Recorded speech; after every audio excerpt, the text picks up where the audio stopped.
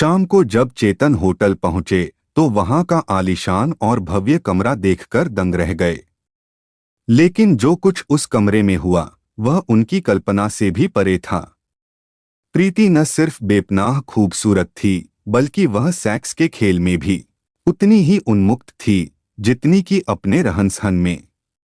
दोस्तों, कौन थी ये प्रीति और इसने कैसे एक रायपुर से जहां पर आरोपी प्रीति तिवारी के खिलाफ एक और शिकायत दर्ज की गई है, का जाल बिछाकर चलिए जानते हैं ये सनसनीखेज कहानी। उससे पहले आपसे एक छोटी सी रिक्वेस्ट है, यदि आप चैनल पर पहली बार आए हैं तो आप इस चैनल को सब्सक्राइब कर लीजिए। तो चलिए कहानी को शुरू करते हैं। 25 सितंबर 2019 तक मध्य प्रदेश में उजागर हुए सेक्स स्कैंडल, जिसे मीडिया ने हनी ट्रैप नाम दिया था, ने जबरदस्त हलचल मचा दी थी। हर दिन इससे जुड़ी कोई न कोई सनसनीखेज खबर सामने आ रही थी। राजनैतिक और प्रशासनिक गलियारों में कामकाज की बजाय इस स्कैंडल और उसमें फंसे अधिकारियों व नेताओं की चर्चा ज्यादा हो रही थी।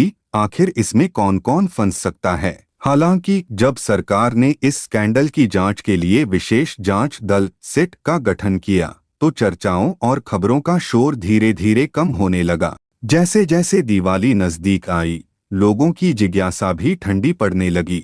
जो लोग यह जानने के लिए उत्सुक थे कि ब्लैकमेल किए जा रहे नेताओं और अधिकारियों के असली चेहरे और नाम कब सामने आएंगे, उनकी उत्सुकता भी धीरे धीरे खत्म होने लगी।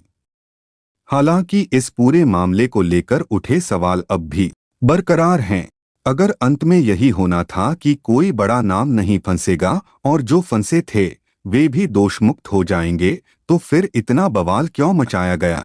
इसका सीधा सा जवाब यही निकलता है कि असली मकसद उन रसूखदार राजनेताओं और अधिकारियों को बचाना था जो इस कांड में फंस सकते थे।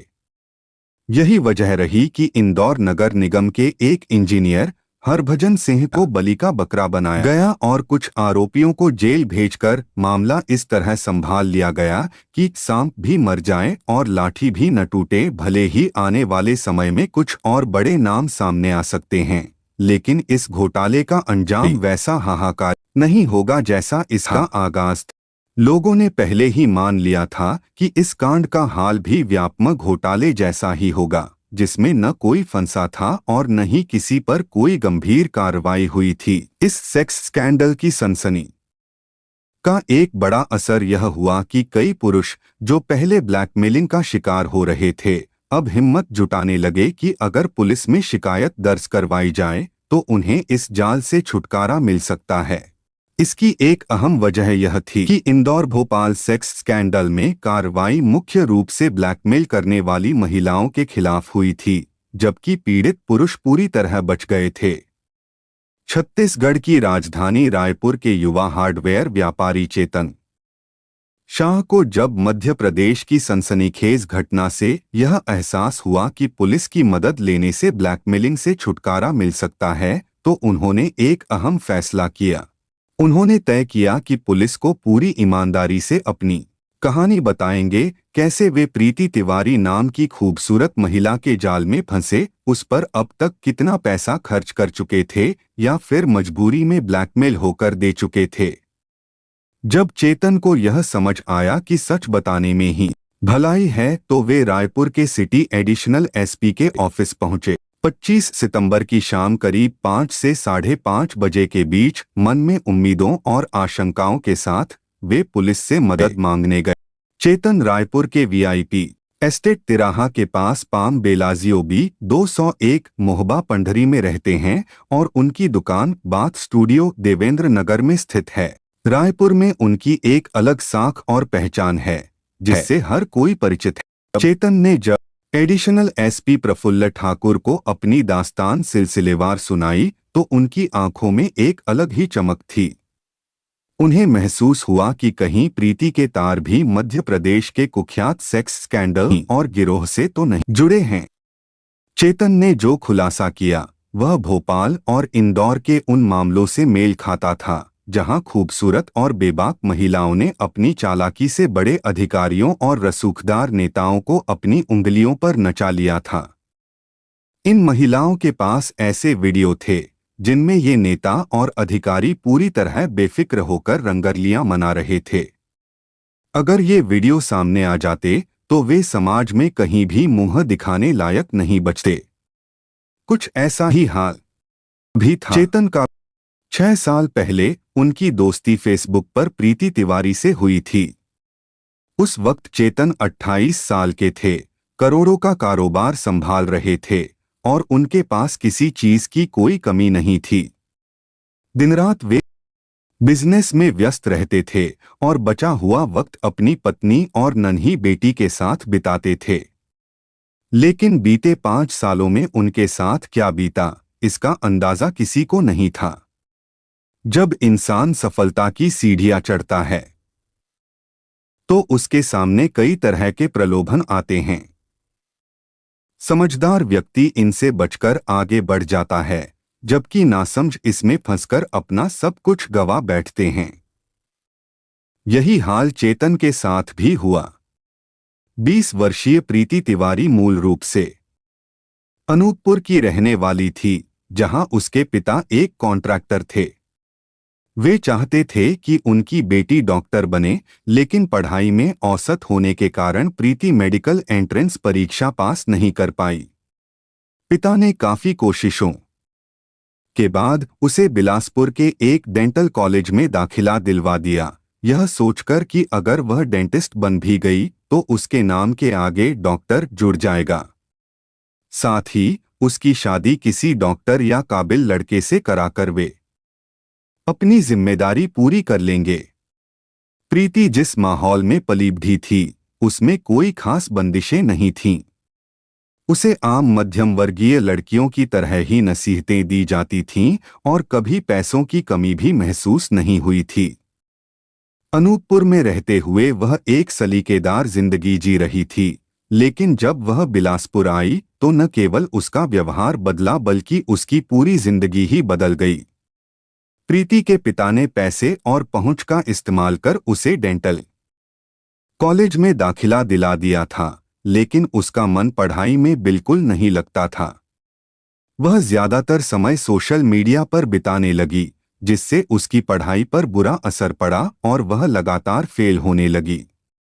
चैटिंग के दौरान उसने कई पुरुष मित्र बना लिए थे, जो उससे अंतरंग बातें करने के लिए बेताब रहते थे।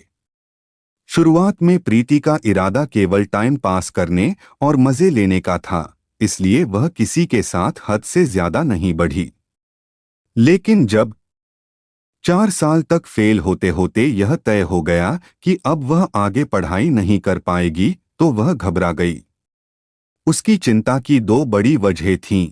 एक, बिलासपुर में जो आज़ादी उसे मिली थी, उसके छिन जाने का डर, और दूसरा, माता पिता को यह बताने की हिम्मत न होना कि उसे कॉलेज से बाहर निकाला जा रहा है। इसी असमंजस के बीच उसके दिमाग में एक खतरनाक ख्याल आया और उसने उस पर अमल भी कर डाला। इसी दौरान उसकी दोस्ती चेतन से हुई, जिसके साथ वह हल्की फुल्की चैटिंग करती थी। बातचीत के दौरान उसे पता चला कि चेतन करोड़ों की संपत्ति का मालिक है। तभी उसने सोचा कि अगर वह चेतन को अपने हुस्न के जाल में फंसा ले तो उसकी जिंदगी ऐशो आराम से कट सकती है। प्रीति खूबसूरती और अदाओं का ऐसा संगम थी कि उसे देखकर कोई भी मोहित हो जाता। उसका गदराया हुआ बदन, तीखे नैनंक्ष, गोरा रंग और शाही अंदाज हर किसी का ध्यान आकर्षित कर लेता। वह अक्सर इतने टाइट कपड़े पहनती कि उसके उन्नत उभार अनायास ही लोगों की नजरें खींच लेते। नई पीढ़ी की इस तितली ने पढ़ाई में भले ही खास दिलचस्पी न ली हो, लेकिन ऑनलाइन प्यार और सेक्स के सिलेबस में वह इतनी निपुण थी कि अगर इस विषय में डिग्री मिलती तो प्रीति का नाम शीर्ष पर होता। प्रीति ने अपनी मौजमस्ती भरी जिंदगी के लिए जो योजना बनाई थी, उसमें चेतन उसके निशाने पर थे। फेसबुक पर हुई उनकी बातचीत धीरे धीरे गहराने लगी। चेतन को प्रीति से चैटिंग में ऐसा रोमांच और ताजगी महसूस होती जो शायद उन्होंने अपनी जवानी के दिनों में भी नहीं की थी।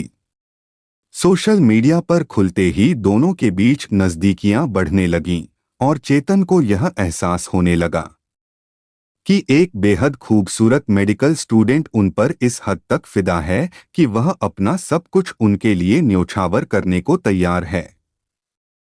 चेतन और प्रीति की बातचीत अब सुकून देने के बजाय बेचैनी बढ़ाने लगी थी। चैटिंग के जरिए वे हर तरह की बातें कर रहे थे, लेकिन चेतन में यह कहने की हिम्मत नहीं थी कि जानू अब और मत तड़पाओ, ये दूरियां सहन नहीं होती। मन तो मिल ही चुके हैं, अब तन भी मिल जाए तो इश्क मुकम्मल हो जाए। दरअसल चेतन पर कारोबारी और पारिवारिक दबाव था। वे अपनी प्रतिष्ठा और मर्यादा को बनाए रखना चाहते थे, इसलिए कोई जल्दबाजी नहीं करना चाहते थे। लेकिन जब स्क्रीन पर प्रीति की कसी हुई गदराई देह नजर आती तो खुद को डोट जब्त भी नहीं कर पाते। एक दिन प्रीति ने ही उनकी यह कशमकश दूर कर दी। उसने साफ साफ कह दिया, आ जाओ बिलासपुर। इस खुली पेशकश ने चेतन को और घबरा दिया। वे खुद तय नहीं कर पा रहे थे कि उनकी हिम्मत उनकी प्रतिष्ठा, मर्यादा और संस्कार तोड़ने की इजाजत देगी या नहीं। प्रीति उनकी इस कमजोरी को भली भांति समझ रही थी। असल में कोई और लंपट या मजनू टाइप व्यक्ति होता तो पैरों के बल दौड़ता, लार टपकाता, बिलासपुर पहुंच जाता और अपनी जरूरतें पूरी कर वापस लौट जाता। लेकिन प्रीति को अपने भविष्य की चमक इसी में दिख रही थी कि चेतन ऐसा नहीं कर पा रहे थे। आखिरकार खुद प्रीति ने ही कदम उठाया। एक दिन वह रायपुर पहुंच गई और वहां के एक महंगे नामी होटल में कमरा बुक कर लिया। जब उसने चेतन को फोन किया तो उनकी बाँछें खिल गईं, मगर साथ ही दिल में नए प्रेमियों जैसा डर भी बैठ गया कि पहली मुलाकात में न जाने क्या होगा। शाम को डोट जब चेतन होटल पहुंचे तो वहां का आलीशान और भव्य कमरा देखकर दंग रह गए। लेकिन जो कुछ उस कमरे में हुआ वह उनकी कल्पना से भी परे था। प्रीति न सिर्फ बेपनाह खूबसूरत थी, बल्कि वह सेक्स के खेल में भी उतनी ही उन्मुक्त थी जितनी कि अपने रहन-सहन में। चेतन के लिए वह शाम बेहद खास थी, मानो वह अपना सब कुछ लुटा देने को तैयार थे। उन्हें लगा कि प्रीति के साथ उनकी प्रीत या दोस्ती बस यहीं तक सीमित रहेगी, लेकिन वे यह अंदाजा भी नहीं लगा सकते थे कि प्रीति के मन में क्या चल रहा था। रायपुर से लौटकर बिलासपुर जाने के बाद भी प्रीति ने चेतन के दिल और जिंदगी में हलचल मचा दी। दोनों के बीच फोन और सोशल मीडिया पर बातचीत जारी रही, जहां वे उस रात की यादें और अनुभव साझा करते रहे। धीरे धीरे चेतन का मन सिर्फ चैटिंग से नहीं भर रहा था। वे उस रात जैसा आनंद बार बार लेना चाहते थे, इसलिए खुद बिलासपुर जाने लगे।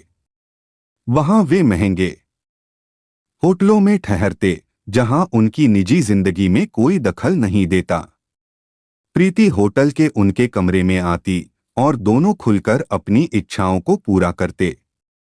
हर मुलाकात के बाद चेतन रायपुर लौट जाते, लेकिन जाने से पहले वे प्रीति पर दिल खोलकर खर्च करते और उसे कीमती तोहफे दिलाते। यही तो प्रीति चाहती थी, बिना किसी जिम्मेदारी के मजे लेना और पैसे हासिल करना। हालांकि वह चेतन को यह यकीन दिलाने में भी कामयाब रहती कि वह कोई आम बाजारू लड़की नहीं, बल्कि सच्चे प्यार में पड़ चुकी है। चेतन को पूरी तरह आश्वस्त करने के लिए प्रीति ने पहले ही साफ कर दिया था कि उसे उनकी पत्नी, छोटी बेटी, परिवार, इज्जत और कारोबार की पूरी जानकारी है।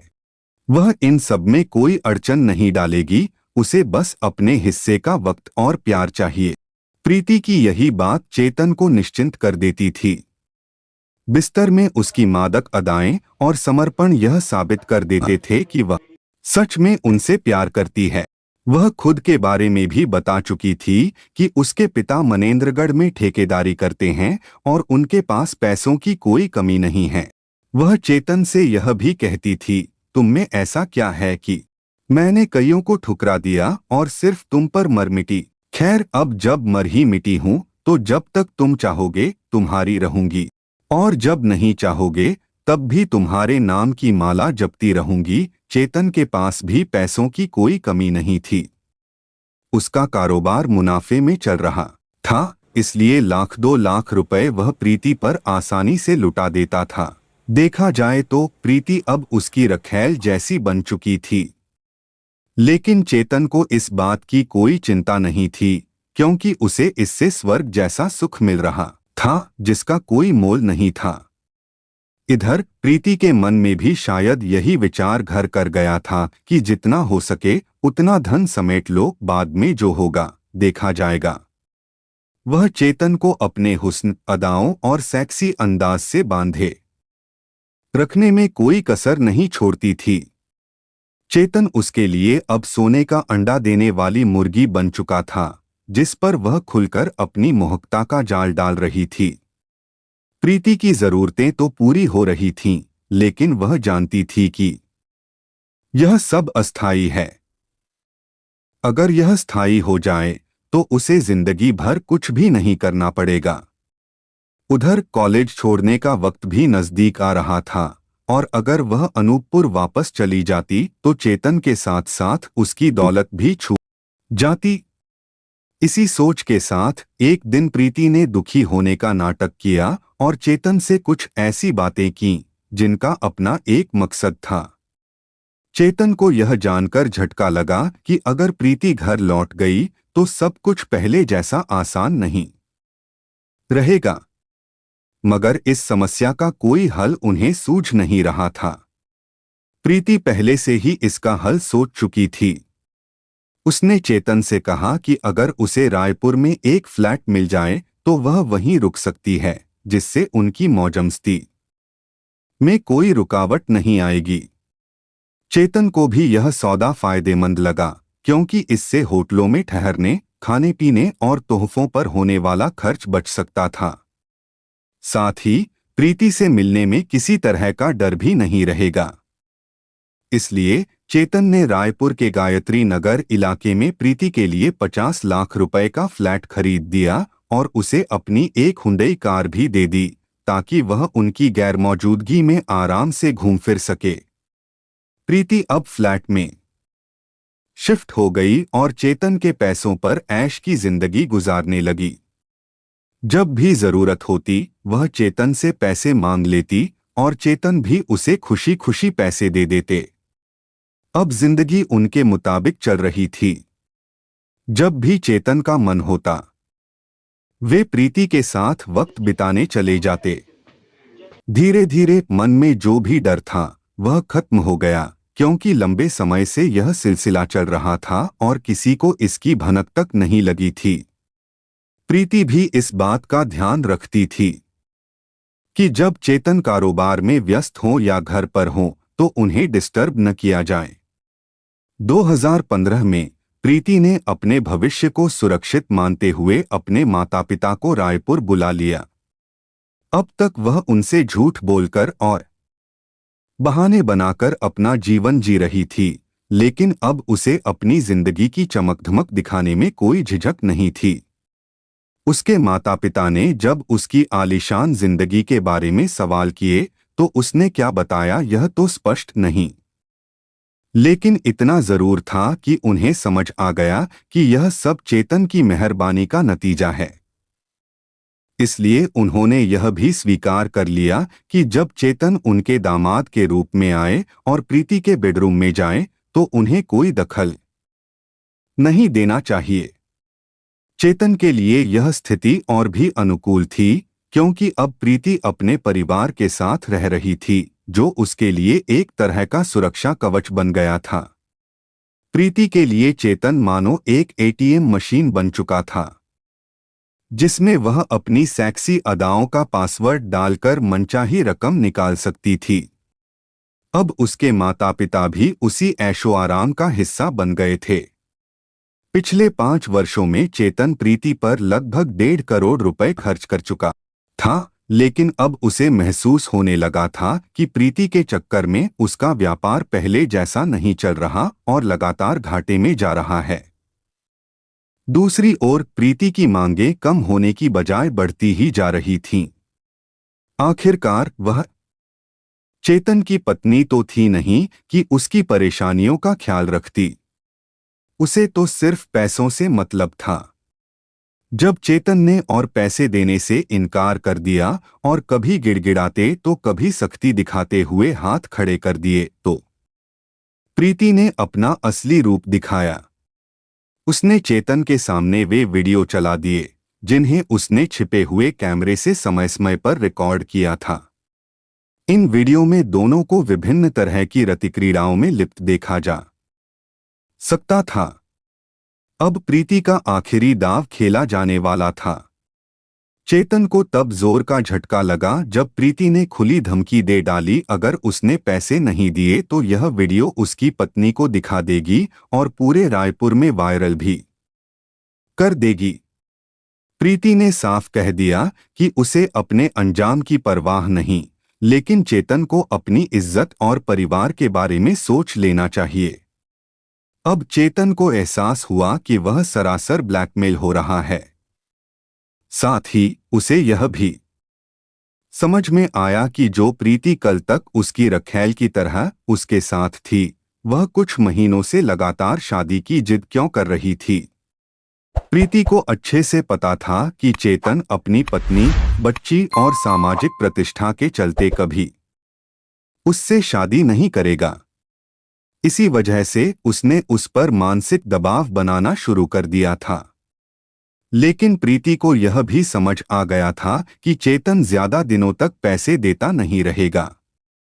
इसी कारण कुछ दिन पहले ही उसने फेसबुक पर नया शिकार ढूंढ लिया था, रिकचंद शर्मा उर्फ रिंकू। हरियाणा का यह कारोबारी भी प्रीति के जाल में वैसे ही फंसा था जैसे 6 साल पहले चेतन फंसा था। अब तक प्रीति चेतन को इतना निचोड़ चुकी थी कि यह करोड़पति कंगाली की कगार पर पहुंच चुका था। प्रीति की मांगें पूरी करने के लिए चेतन ने अपने रिश्तेदारों और व्यापारियों से कर्ज लिया था। यहां तक कि उसने शंकरनगर इलाके का अपना आलीशान मकान भी 1,42,00,000 रुपए में बेच दिया था, जिसका बड़ा हिस्सा उधारी चुकाने में चला गया।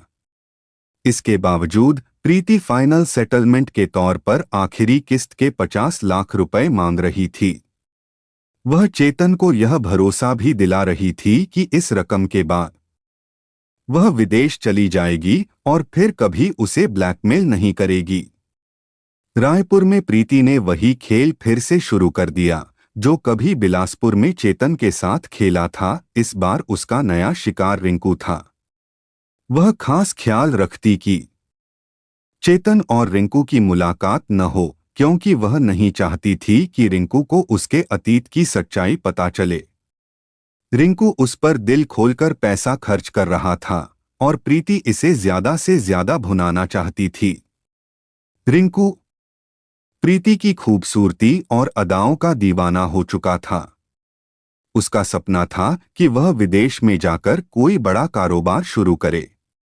यह सुनते ही प्रीति के दिमाग में एक नया खेल शुरू हो गया।